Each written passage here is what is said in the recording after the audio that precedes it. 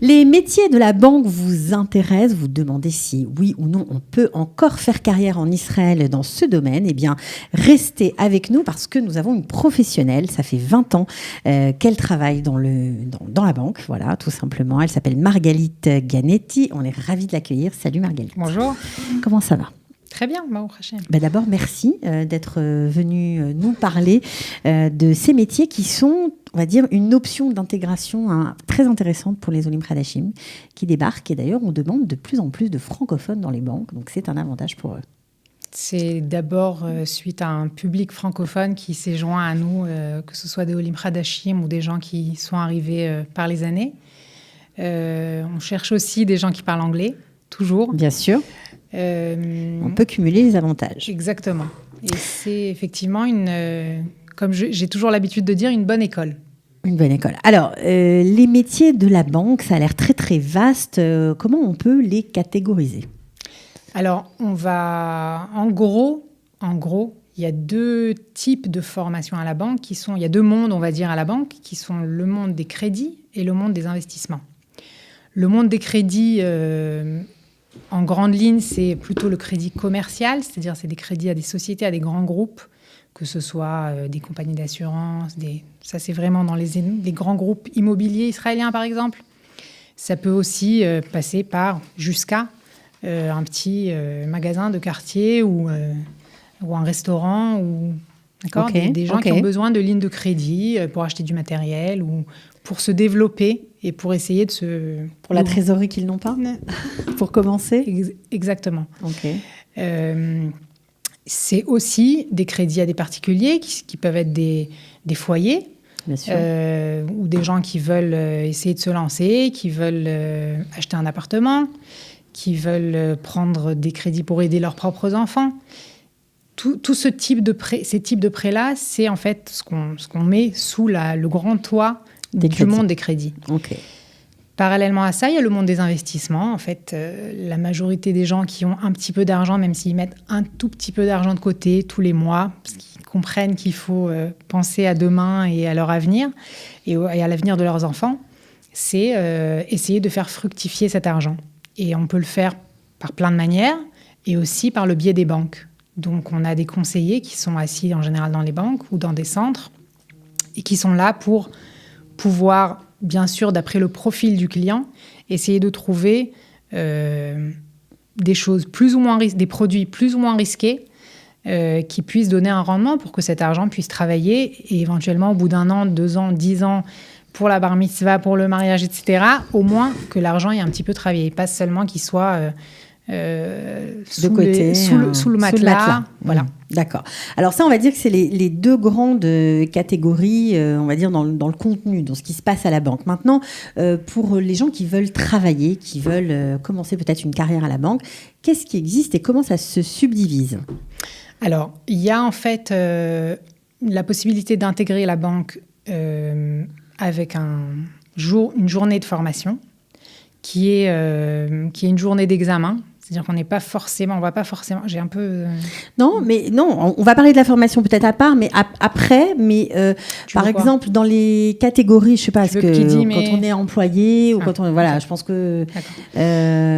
comment ça fonctionne ? Alors, en fait... comment on fait pour entrer en tant qu'employé, surtout aussi ? Alors, à partir du moment où on intègre la banque, en fait, on est d'abord dans un cursus de contrat à durée déterminée. D'accord. Qui est en général un contrat pour 1 an, renouvelable de nouveau pour 1 an. Et cette partie-là, elle peut durer jusqu'à 4 ans. D'accord ? Donc, on met 4 ans pour obtenir un contrat à durée indéterminée. Voilà. Maintenant, ce qu'il faut comprendre aussi, c'est qu'il peut arriver, malheureusement, parce que la banque a une politique de réduction de personnel, un plan de restructuration, etc. Il peut aussi arriver, moi je préfère toujours mettre les choses sur la table, il peut aussi arriver de passer 4 ans à la banque et de se voir remercier en fin de avec la porte derrière. C'est pas agréable, mais ça arrive. Mm-hmm. À l'époque où personnellement je suis rentrée à la banque, ça prenait entre 1 an et demi et 2 ans. Moi j'ai eu ma kiviout en 2 ans. C'était il y a 20 ans. Maintenant, c'est plus compliqué. Alors, ouais. Mais qu'est-ce qu'il faut pour entrer à la banque en tant qu'employé ? Ça veut dire chargé de compte ou un travail, j'imagine, à l'accueil. Bon, bref, employé. Alors, il faut d'abord un premier cycle en économie. Okay. C'est, on va dire, le b.a.-ba pour rentrer. Sans ça, ce sera beaucoup plus difficile de rentrer. Effectivement, il peut y avoir des formations ou des trucs assez ciblés qui sont temporaires pour remplacer quelqu'un. Et à ce moment-là, on va vous demander éventuellement autre chose. Mais on va dire gros, c'est ça. En gros, il faut un premier cycle en économie, une licence en économie. Si on a des langues, c'est mieux. Si on a fait autre chose en plus comme expérience professionnelle, c'est mieux. Mais on va dire qu'à partir du moment où on a ça, on peut être invité à travailler à la banque. Alors maintenant, pour ceux qui n'ont pas envie d'être uniquement employés, mais qui ont envie d'avoir un travail un peu plus élevé dans l'échelon bancaire, on va dire. Comment ça s'appelle et est-ce que c'est possible ? Qu'est-ce qu'il faut comme diplôme ? À partir aussi du moment où on rentre dans un cursus de formation à la banque, on suit d'abord des cours. On ne rentre pas directement haut placé à la banque, ça n'existe pas. Ça existe uniquement pour des gens qui ont vraiment un bagage professionnel, une expérience professionnelle extrêmement vaste avant. Et à ce moment-là, c'est des contrats qui sont personnels. D'accord, donc il faut suivre la formation continue interbancaire pour pouvoir progresser et atteindre des sommets. Comme toi. Par exemple, être responsable au sein de la banque, avoir le droit de signer, etc. Voilà, c'est-à-dire qu'en fait, à partir du moment où on entre à la banque, on est ce qui s'appelle dans la catégorie des pkidim, des employés.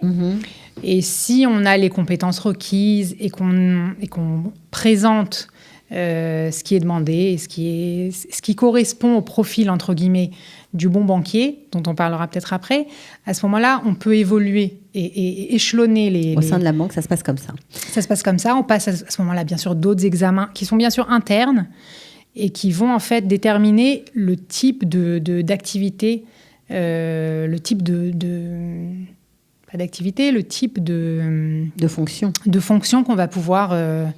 Voilà, c'est ça qui est important de bien préciser, c'est que bien sûr la banque c'est énorme. Hein, toi tu es à la banque Léoumi, c'est plus d'1 000 personnes, donc il y a des tas de fonctions, des tas de positions qu'on peut obtenir à la banque. Alors tu as dit pour le recrutement, avant de passer à la formation en interne, il faut un premier cycle d'économie, c'est ce qui est requis.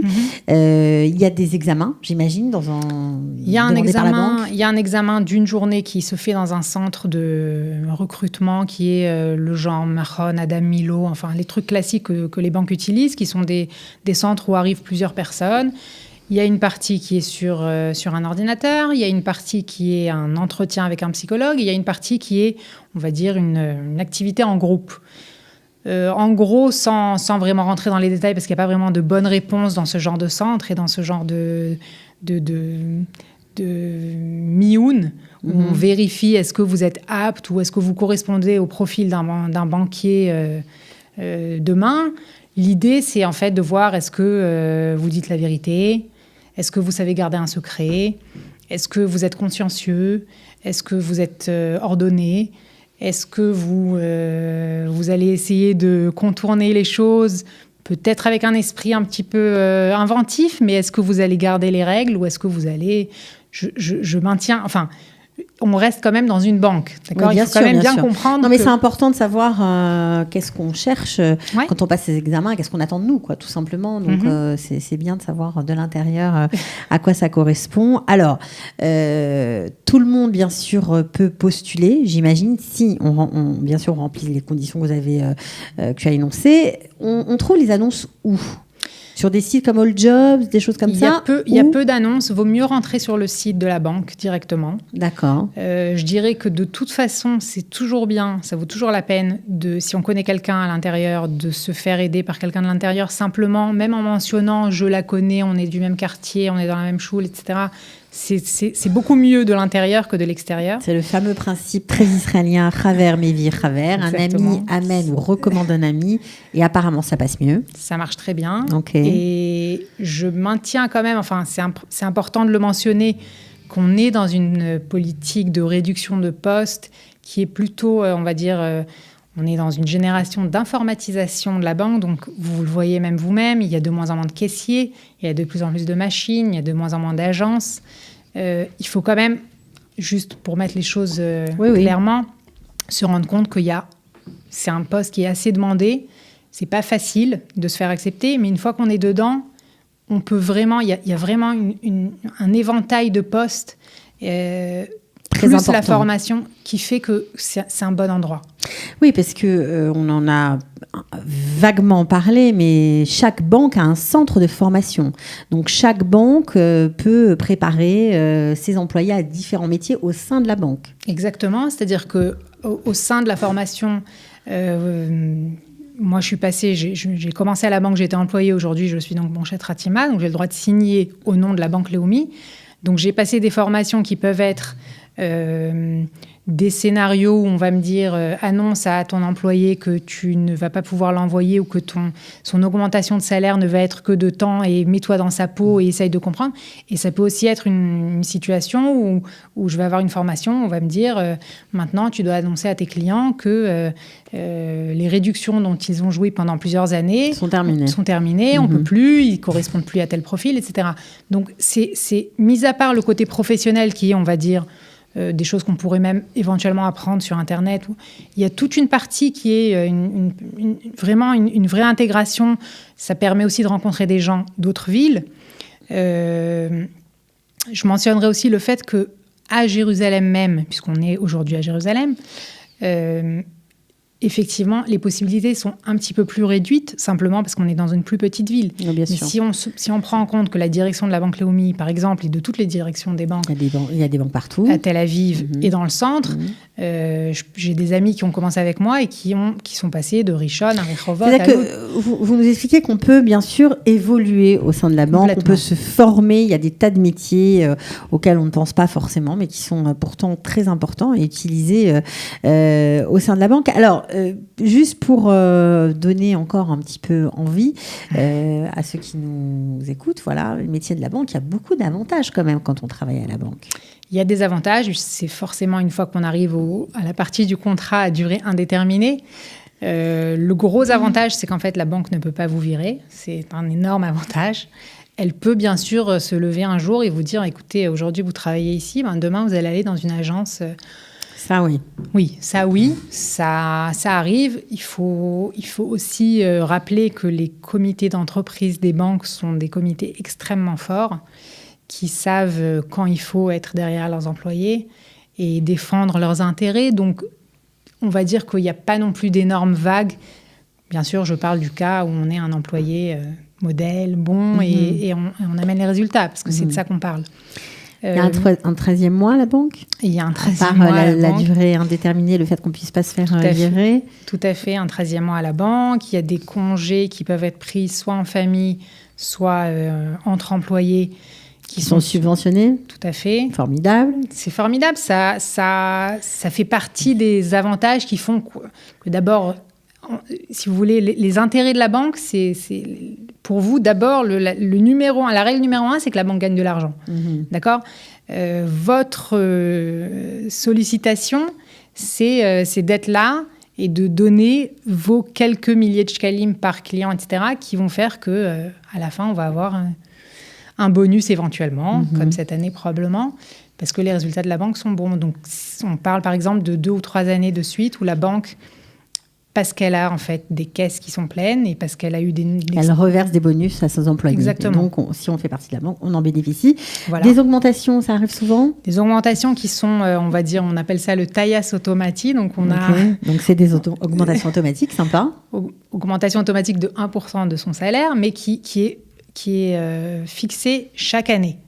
Ça veut dire que si vous avez bien travaillé, vous pouvez avoir une augmentation supérieure à 1% du salaire. Entre 1 et 10% chaque année. OK. D'accord. Maintenant, quand on parle de 10%, c'est vraiment le maximum. Il ne faut pas non plus Non, mais c'est la règle. On comprend que la moyenne se situe peut-être ailleurs, mais voilà. En tout cas, c'est possible. C'est possible et c'est effectivement un bon endroit pour commencer. OK. Un bon endroit pour commencer, pour s'intégrer à la société israélienne, pour mieux la connaître ? Écoutez, la banque, on ne peut pas vraiment la contourner. D'accord ? Quand on arrive en Israël, on en a besoin. On en a besoin si on est olé pour recevoir son aide. On en a besoin si on a des horaot keva pour payer ses factures. On en a besoin si on est chayal. On en a besoin si on a un salaire et qu'on veut le déposer quelque part. Exactement. Et on en a besoin si on veut prendre un crédit immobilier, éventuellement acheter un logement. Donc, on ne peut pas vraiment la contourner.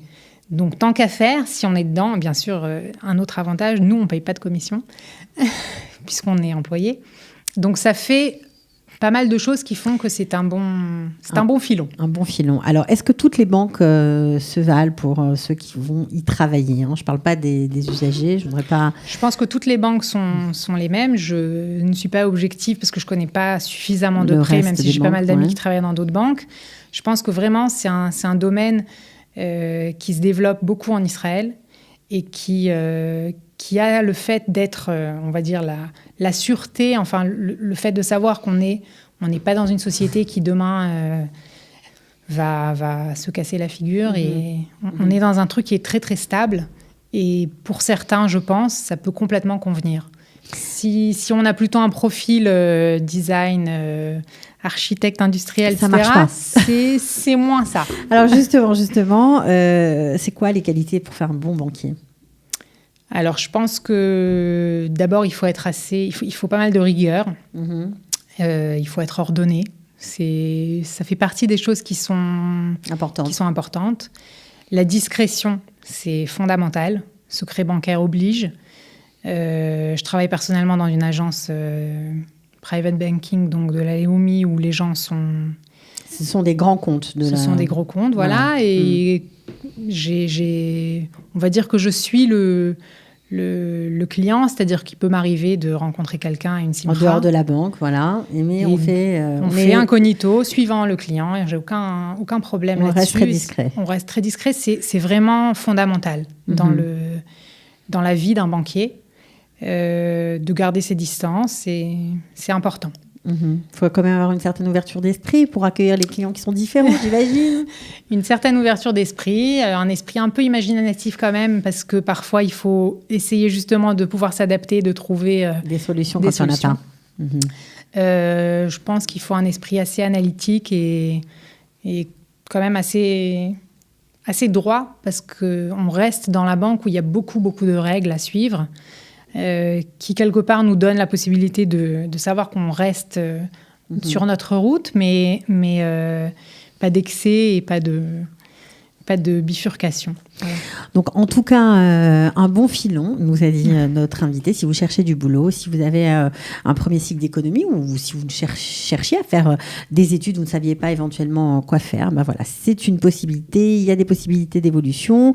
On embauche un peu moins qu'avant, mais on embauche encore quand même. Donc, on peut rester à l'affût, monter sur les sites des banques. Je crois que même tous les sites affichent leurs annonces. Donc, voilà, on tenait à vous parler des métiers de la banque pour vous donner des idées, continuer de bien vous intégrer.